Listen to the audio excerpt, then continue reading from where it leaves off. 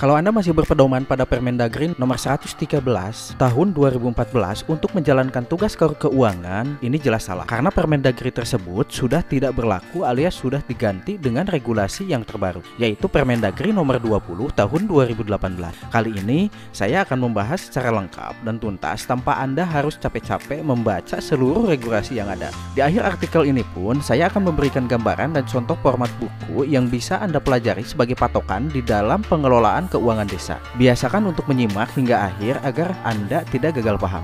Tapi sebelum itu, saya jelaskan dulu bahwa ada satu Permendagri lagi yang perlu Anda pelajari di dalam menjalankan tugas keuangan, yaitu Permendagri nomor 84 tahun 2015. Oke, untuk selanjutnya, tupoksi keuangan menurut Permendagri nomor 84 tahun 2015. Dalam Permendagri ini, tugas dan fungsi keuangan diatur secara luas, dan bagi mereka yang baru diangkat, mungkin akan kesulitan dalam memahaminya. Tapi saya yakin semua bisa dipelajari. Secara sederhana, intinya seperti ini. 1. Kaur keuangan harus paham dulu bagaimana struktur anggaran pendapatan dan belanja desa atau APBD. Jika Anda ingin memahami secara utuh tentang cara membuat dan terdiri dari apa saja struktur APBD, secara lengkap akan kita bahas pada video selanjutnya. Makanya, agar tidak ketinggalan, jangan lupa like, subscribe, dan aktifkan tanda loncengnya. Oke, sedikit gambaran bahwa struktur APBD terdiri dari pendapatan, belanja, dan biaya.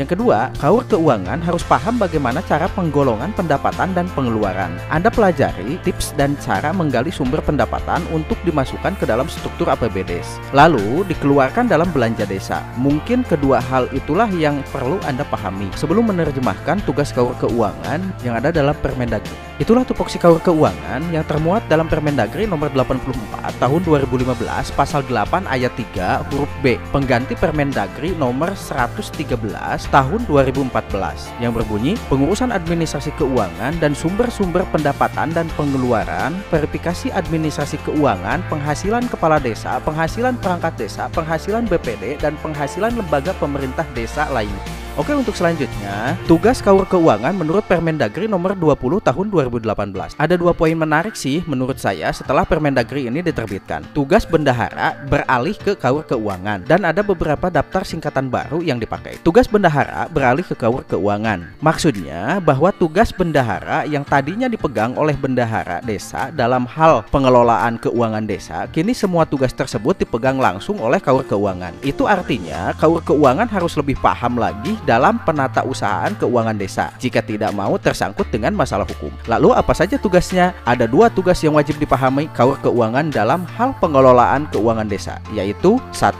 Menyusun RAK desa. Rencana anggaran kas desa atau sering disebut RAK desa adalah dokumen yang memuat arus kas masuk dan arus kas keluar yang digunakan untuk mengatur penarikan dana dari rekening kas desa untuk mendanai pengeluaran berdasarkan DPA yang telah disahkan oleh kepala desa. Yang kedua, melakukan penatausahaan keuangan desa. Penatausahaan di sini bukan meminta langsung bukti transaksi pembayaran ke pembeli ya. Ini salah, dan tindakan ini yang sering kita lihat di lapangan. Padahal kalau kita lihat aturan yang benar, sebenarnya ada skema yang bisa kita pakai sebagai trik kaur keuangan dalam mengumpulkan bukti transaksi atau pembayaran barang atau jasa. Ada dua skema yang dipakai, yaitu skema panjar dan skema definitif. Di sini saya tidak akan menjelaskan skema yang ke satu secara detail karena skema tersebut hampir jarang digunakan oleh desa. Itu berdasarkan fakta di lapangan ya. Oke, begini gambaran sederhana skema panjar. Dari gambar ini mungkin Anda bisa melihat di mana bukti transaksi pembayaran itu berada dan kemudian harus Anda simpan. Gambar skema ini saya susun berdasarkan Permendagri nomor 20 tahun 2018 pasal 53 ayat 1 dan 2 serta pasal 54 ayat 1 sampai 6. Secara lengkap isinya sebagai berikut. Pasal 53, kaur dan kasih pelaksana kegiatan anggaran mengajukan SPP dalam setiap pelaksanaan kegiatan anggaran sesuai dengan periode yang tercantum dalam DPA dengan nominal sama besar atau kurang dari yang tertera dalam DPA. Pengajuan SPP wajib menyertakan laporan perkembangan pelaksanaan kegiatan dan anggaran.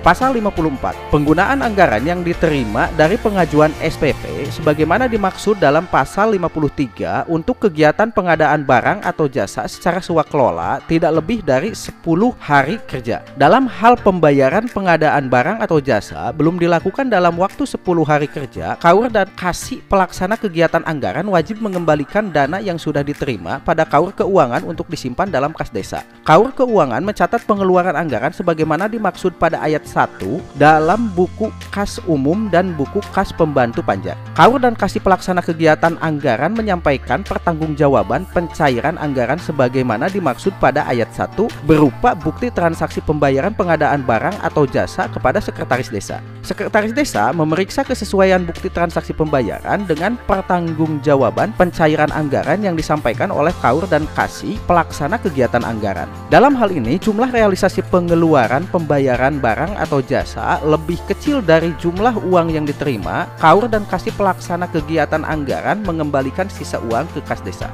Yang kedua, skema definitif. Bagi Anda yang masih awam dengan istilah definitif, secara simpel atau anak muda zaman sekarang biasa menyebut dengan istilah ada uang ada barang. Jadi, secara sederhananya lagi, saya analogikan seperti ini. Ketika KAUR Keuangan akan melakukan pencairan anggaran, barang atau jasa tersebut sudah seluruhnya ada di tempat, dilampirkan dengan seluruh bukti transaksi yang telah diverifikasi Sekretaris Desa dan disetujui Kepala Desa. Kalau saya uraikan urutannya, mungkin gambaran enaknya seperti gambar ini. Lagi-lagi, gambaran ini pun saya sketsakan melalui regulasi yang ada pada Permendagri nomor 20 tahun 2018 tentang pengelolaan keuangan desa, tepatnya di pasal 55 ayat 1 sampai dengan 5, yang isi lengkapnya sebagai berikut. Pasal 55, pengajuan SPP untuk kegiatan yang seluruhnya dilaksanakan melalui penyedia barang atau jasa dilakukan setelah barang atau jasa diterima. Pengajuan SPP sebagaimana dimaksud pada ayat 1 dilampiri dengan 1. Pernyataan tanggung jawab belanja. 2. Bukti penerimaan barang atau jasa di tempat. Dalam setiap pengajuan SPP sebagaimana dimaksud pada ayat 1, Sekretaris Desa berkewajiban untuk 1. Meneliti kelengkapan permintaan pembayaran yang diajukan oleh KAUR atau Kasih Pelaksana Kegiatan Anggaran. 2. Menguji kebenaran penghitungan tagihan atas beban APBD yang tercantum dalam permintaan pembayaran. 3. Menguji ketersediaan dana untuk kegiatan dimaksud. 4. Menolak pengajuan permintaan pembayaran oleh KAUR atau Kasih Pelaksana Kegiatan Anggaran apabila tidak memenuhi persyaratan yang ditetapkan. Nah, Kepala Desa menyetujui permintaan pembayaran sesuai dengan hasil verifikasi yang dilakukan oleh Sekretaris Desa. KAUR Keuangan melakukan pencairan anggaran sesuai dengan besaran yang tertera dalam SPP setelah mendapat persetujuan dari Kepala Desa. Terakhir, inilah uraian lengkap tugas KAUR Keuangan yang termuat dalam Permendagri nomor 20 tahun 2018 pasal 8 ayat 2 huruf B atau khusus poin kedua, yaitu melakukan penatausahaan yang meliputi penerimaan, penyimpanan, menyetorkan atau membayar, menatausahakan dan mempertanggungjawabkan penerimaan pendapatan desa dan pengeluaran dalam rangka pelaksanaan APBD.